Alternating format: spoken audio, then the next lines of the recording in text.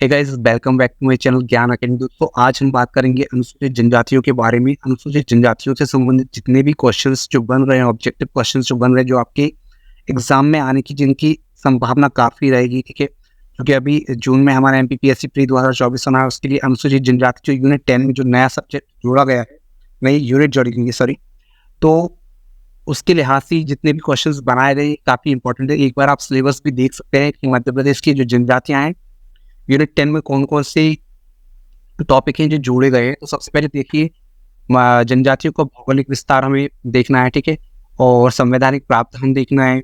प्रमुख जनजातियां मध्य प्रदेश की कौन कौन सी है, पिछड़ी जनजातियां कौन कौन सी है, घुमंतु जनजातियां कौन कौन सी है, इनसे संबंधित योजनाएं कौन कौन सी है, इनकी संस्कृति क्या है, परंपराएं क्या है, विशिष्ट कलाएं क्या है, त्योहार क्या है, उत्सव, भाषा, बोली और साहित्य, इन सबसे क्वेश्चंस बनने की संभावना रहेगी।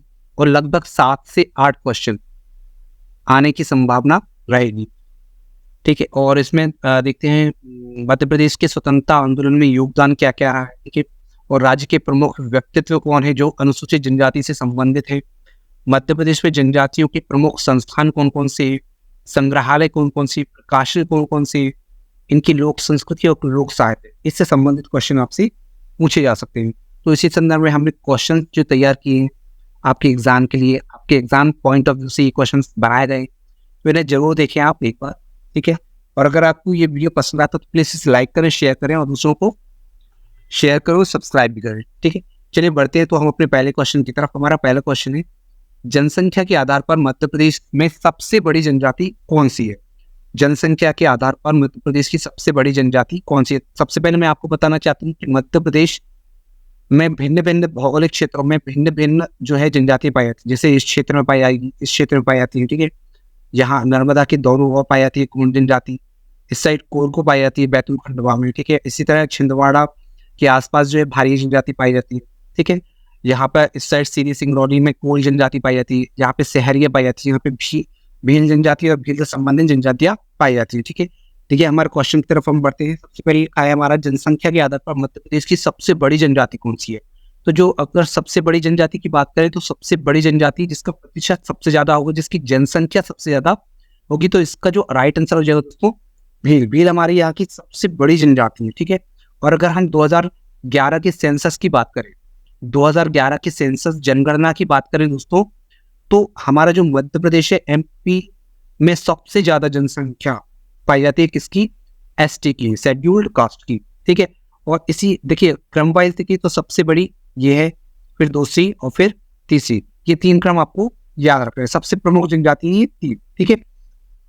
और कोरको की बात करें दोस्तों, कोरको देखिए अभी हमने बताया, कोरको इस साइड मतलब बैतूल और खंडवा के क्षेत्रों में पाई जाती है। वही अगर गोंड की बात करें तो गोंड जो है नर्मदा के दोनों ओर पाई जाती है। वही अगर हम कोल की बात करें तो कोल जनजाति जो है वो इस क्षेत्र में आपको मिल जाएगी, मतलब सीधी सिंगरौली पन्ना साइड आपको मिल जाएगी, ठीक है। चलिए इसके बारे में देख लेते हैं। 2011 की जनगणना के अनुसार भील मध्य प्रदेश की सबसे बड़ी जनजाति है। इनकी जो कुल आबादी है, राज्य की कुल आबादी का यह 39.08% है, ठीक है। आपको याद होना चाहिए, आपको ध्यान होना चाहिए कि मध्य प्रदेश की जो जनजाति है, मध्य प्रदेश कुल आबादी का 21.1% पाई जाती है, ठीक है। और उस आबादी का 39.08% जो है वो जनजाति किसकी है, भीलों की जनजाति पाई जाती है, ठीक है। और जो भील शब्द है संस्कृत के भिल्ल से उत्पन्न हुआ है, ठीक है, क्योंकि ये धनुषवाण में ये काफी अध्ययनरत होते हैं, ठीक है। इन्हें इसके बारे में काफी नॉलेज होती है, ठीक है, बहुत अच्छे से तीर कमान करते हैं, इसलिए इन्हें भिल्ल कहा गया है, ठीक है। और ये जनजाति जो है महाराष्ट्र, छत्तीसगढ़, गुजरात, राजस्थान, मध्य प्रदेश के साथ साथ त्रिपुरा में भी पाई जाती है, ठीक। अब नेक्स्ट देखते हैं, संविधान के किस अनुच्छेद के अंतर्गत अनुसूचित जाति को परिभाषित किया गया है। यहाँ पे अनुसूचित जाति है, जनजाति नहीं है, क्योंकि मैं ये क्वेश्चन इसलिए रखा हुआ है ताकि आपको अनुसूचित जाति के बारे में भी क्लियर हो जाए, एग्जाम में डाउट ना हो, ठीक है।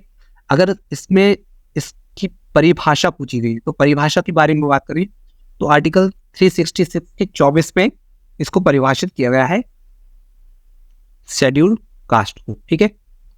और जबकि अगर हम शेड्यूल्ड ट्राइब की बात करें, शेड्यूल्ड ट्राइब को किसमें परिभाषित किया गया है, 366(25) में परिभाषित किया गया है, ये आप देख सकते हैं, ठीक है।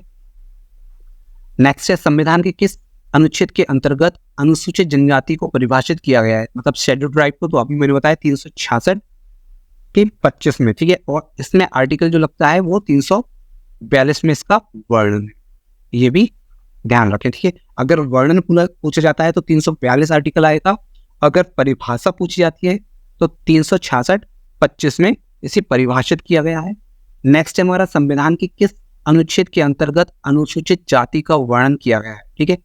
तो अभी हमने परिभाषा की बात की थी, अब हम वर्णन की बात करेंगे। तो आर्टिकल 341 में इसका वर्णन किया गया है। और अगर हम एसटी का वर्णन पूछते हैं तो एसटी का वर्णन जो है आर्टिकल 342 में किया गया है। नेक्स्ट है संविधान के किस अनुच्छेद के अंतर्गत अनुसूचित जाति का वर्णन। देखिए यहाँ पे सेम लिखा हुआ है, यहाँ पे अनुसूचित जनजाति कर लीजिए, ठीक है। अनुसूचित जनजाति का वर्णन किया गया है तो आर्टिकल 342 हो जाएगा इसका राइट आंसर। नेक्स्ट है हमारा मध्य प्रदेश में अनुसूचित जाति की जनसंख्या का प्रतिशत क्या है, मतलब शेड्यूल जो कास्ट है एससी के बारे में पूछ रहे हैं, ठीक है। जो हमारे यहाँ एससी जो है वो जैसे मैतर, भंगी, वसूल, ये सब एससी कास्ट में आ जाते हैं, ठीक है। इनका जो प्रतिशत है 15.6% है। और आपको ये फैक्ट भी पता होना चाहिए कि इनको जो आरक्षण मिलता है नौकरी में लगभग ये 16% मिलता है, ठीक है। 16% आरक्षण इनको दिया जाता है, ठीक है। नेक्स्ट है हमारा मध्य प्रदेश में अनुसूचित जनजातियों की जनसंख्या का प्रतिशत क्या है। अनुसूचित जनजातियों की जनसंख्या का प्रतिशत क्या है, तो इसका राइट आंसर क्या होगा, इसका राइट आंसर होगा 15.2 नहीं होगा, ये भी नहीं होगा, 15 भी नहीं होगा, हमारा राइट आंसर होगा 21.1%, ठीक है। मतलब जो मध्य प्रदेश की कुल आबादी है 7,26,26,809 में 9 का 21.1% जो है वो एसटी जनसंख्या है। और मध्य प्रदेश जो है एसटी की जनसंख्या में टॉप पर है, ठीक है। मध्य प्रदेश में सबसे ज्यादा आबादी जनजातियों की पाई जाती है, ठीक।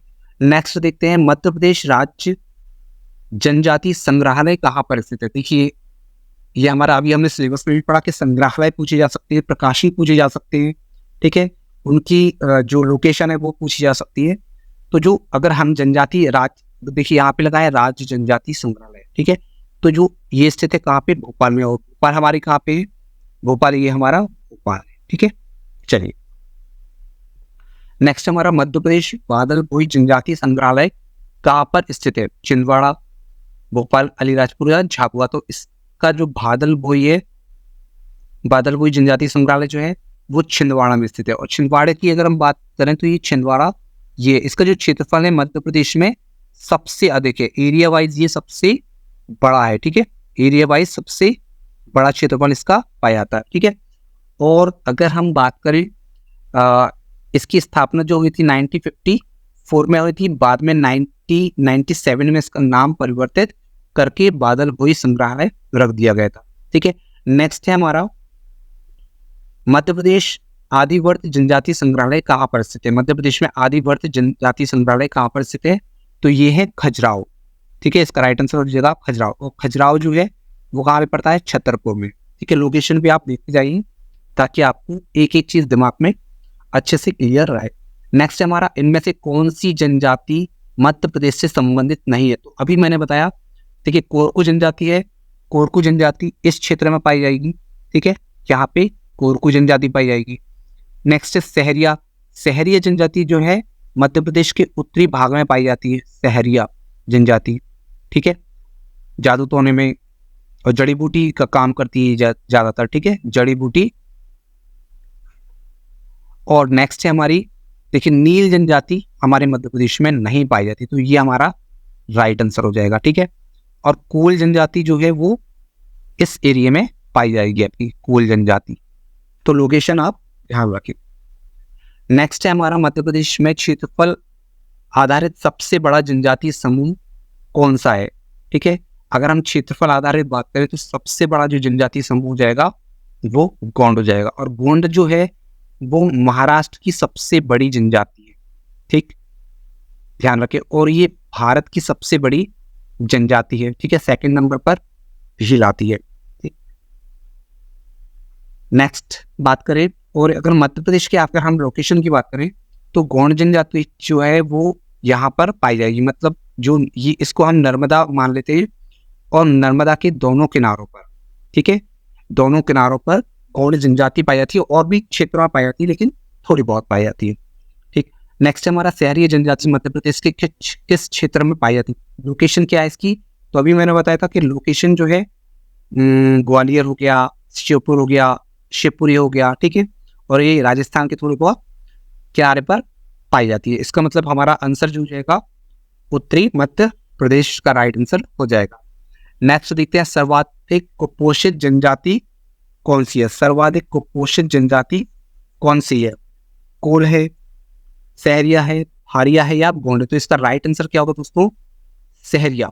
सहरिया जो है, अभी मैंने बात करी, सहरिया जनजाति सबसे मध्य प्रदेश के उत्तरी मध्य प्रदेश में पाई जाती है, और सहरिया जो जनजाति है, और देखिए यहाँ का अभी एक फैक्ट आपको पता होगा, जो श्योपुर है, ठीक है, श्योपुर को हम क्या कहते हैं?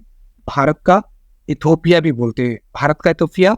सिर्फ यहाँ पे सहरिया जो जनजाति है वो बाहुल्य तौर पर पाई जाती है, ठीक है, मतलब जो श्योपुर जिला है वो सहरिया जनजाति का बाहुल्य जिला है, और ये जो जनजाति है वो काफी ज्यादा कुपोषित जनजाति है, ठीक है, इनके पास क्योंकि रोजगार नहीं है, ठीक है, इस कारण से ये सबसे ज्यादा कुपोषित जनजाति पाई जाती है, और श्योपुर को भारत का इथोपिया भी कहा जाता है, ठीक है। चलिए नेक्स्ट देखते हैं, घुमंतु जनजाति किस जनजाति को किस जनजाति को कहा जाता है? ठीक है, ये थोड़ा सा कहा जाता है कोरकू, सहरिया, बंजारा या कोल। तो इसका राइट आंसर हो जाएगा दोस्तों बंजारा, ठीक है, बंजारा जनजाति। और इन्हें कंघी का आविष्कारक भी माना जाता है, कंघी का आविष्कारक, ठीक है, इन्होंने कंघी का आविष्कार किया था, और ये घूमते फिरते रहते हैं, और ज्यादातर निमाड़ क्षेत्र में, मतलब इस वाले क्षेत्र में ये आपको मिल जाएंगे, निमाड़ वाले क्षेत्र में, मतलब खंडवा खरगोन वाले क्षेत्र में आपको मिल जाएंगे। बाकी अदर लोकेशन के तौर पर देखा जाए तो ये इस क्षेत्र में भी मिल जाएंगे, क्योंकि ये जो मूल रूप से जनजाति जो है वो राजस्थान की जनजाति है, ठीक है। चलिए नेक्स्ट, ट्राइबल म्यूजियम की स्थापना कहाँ पर की गई थी? तो अभी हमने पहले पढ़ा हुआ था दोस्तों, लेकिन हमारा कुछ नाम थोड़ा सा अलग था। तो ट्राइबल म्यूजियम जो है वो छिंदवाड़ा में पाया जाता है। देखते हैं, देखिए इसको सबसे पहले ये देख लीजिए, ये ट्राइबल म्यूजियम है, इसका बादल वही नाम है, यहाँ से आपको पता चल रहा होगा। और छिंदवाड़ा किस लोकेशन पे? छिंदवाड़ा हमारा ये लोकेशन है, इसको आप तस्वीर में देख सकते हैं। 1954 में इसकी स्थापना हुई, और 1957 में इसका नाम परिवर्तित करके बादल भुई आदिवासी संग्रहालय कर दिया गया। नेक्स्ट हमारा जनजाति गौरव दिवस किस दिन मनाया जाता है? ठीक है, तो इसको आप तस्वीर में देख पा रहे होंगे, ये बिरसा मुंडा है, और इनकी स्मृति में 15 नवंबर, प्रत्येक वर्ष की 15 नवंबर को जनजाति गौरव दिवस के रूप में मनाया जाता है। ठीक, 2021 से जनजातीय गौरव दिवस पूरे देश में उत्साह व उमंग के साथ मनाया जाता है, तो ये भी आप ध्यान रखें। संयुक्त राष्ट्र महासभा ने पहली बार 1994 को अंतरराष्ट्रीय आदिवासी वर्ष घोषित किया था। इसके बाद से हर साल ये दिन 9 अगस्त को मनाया जाता है। ठीक है, देखिए ये फैक्ट अलग है, और ये फैक्ट मैं आपको अलग से लाया हूँ, तो इसको भी आप ध्यान रखिए। ठीक है, आदिवासी वर्ष घोषित किया था कब? 1994 को। ठीक है, चलिए नेक्स्ट हमारा कत्था बनाने वाली जनजाति कौन सी है? कत्था बनाने वाली जनजाति तो कौन सी जनजाति है?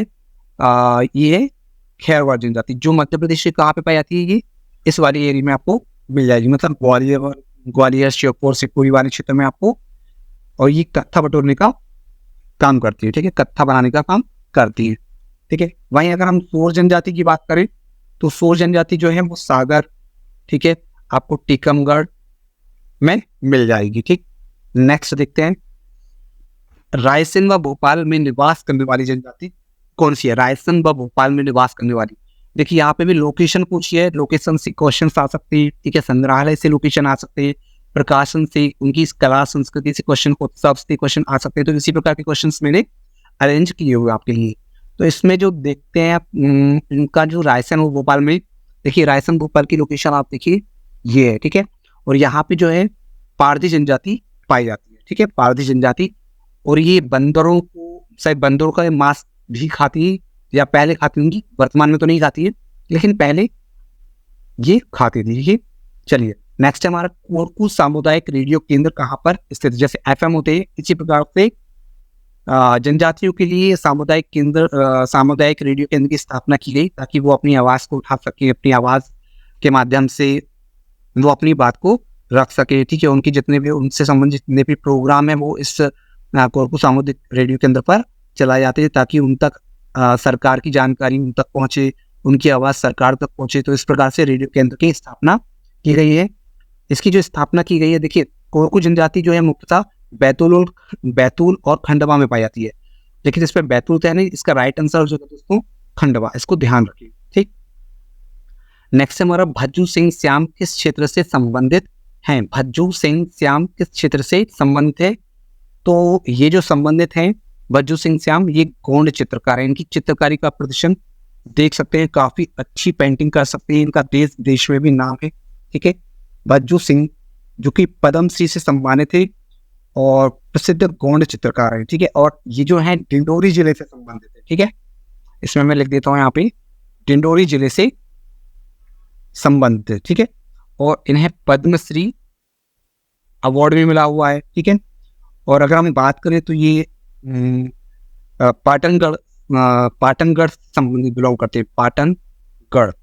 पाटनगढ़ से बिलोंग करते हैं, जिन्हें चित्रकारों का गांव भी कहा जाता है। चित्रकारों का गांव, ठीक है, यहाँ पे चित्रकार ही पैदा होते हैं। ठीक है, नेक्स्ट है हमारा भीलों का गांधी किसे कहा जाता है? भीलों का गांधी किसे कहा जाता है? तो महेश शर्मा को कहा जाता है, ठक्कर बापा को कहा जाता है, GS रिये को कहा जाता है, या मामा बालेश्वर को कहा जाता है। ठीक है, तो हमारा राइट आंसर जो रहेगा मामा बालेश्वर दयाल को। ठीक है, भीलों का गांधी भी कहते हैं, ये हमारा राइट आंसर हो जाएगा। ठीक है, नेक्स्ट है हमारा आदिवासियों को आदिवासी नामकरण किसके द्वारा दिया गया? ठीक है, तो आदिवासियों को जो नामकरण है, मतलब अनुसूचित जनजातियों को आदिवासी सबसे पहले नाम किसने दिया? तो देखिए आप चित्र में देख पा रहे हैं, ये ठक्कर बापा। ठीक है, ठक्कर बापा, जिसे हम आदिवासियों का मसीहा भी कहते हैं। ठीक है, जिन्हें हम आदिवासियों का मसीहा भी कहते हैं, आदिवासियों का मसीहा भी कहते हैं। और इनका जो जन्म है वो भावनगर गुजरात में हुआ था। भावनगर गुजरात में हुआ था, इसको भी ध्यान रखें। ठीक है, और इन्होंने एक पुस्तक भी लिखी थी, उसका नाम है ट्राइब्स ऑफ इंडिया। ठीक है, तो ये फैक्ट है जो कुछ अपन याद रख सकते हैं, एग्जाम में आने की संभावना की रहेगी। और सबसे अच्छा जो फैक्ट है दोस्तों, इस चित्र में आपको दिख रहा होगा कि भारत सरकार ने 20 पैसे का जो डाक टिकट था इनके नाम पर निकलवाया था। ठीक है, जारी किया था। नेक्स्ट है हमारा ट्राइब्स ऑफ इंडिया नामक पुस्तक के रचयिता कौन है? तो अभी हमने देख लिया, मामा बालेश्वर दयाल। ठीक है, ठक्कर बापा। ठीक है, ठक्कर बापा, ट्राइब्स ऑफ इंडिया। नेक्स्ट है हमारा भील जनजाति को तीरंदाज किस महान पुरुष के द्वारा कहा गया? ठीक है, भील जनजाति को तीरंदाज किस महान पुरुष के द्वारा गया?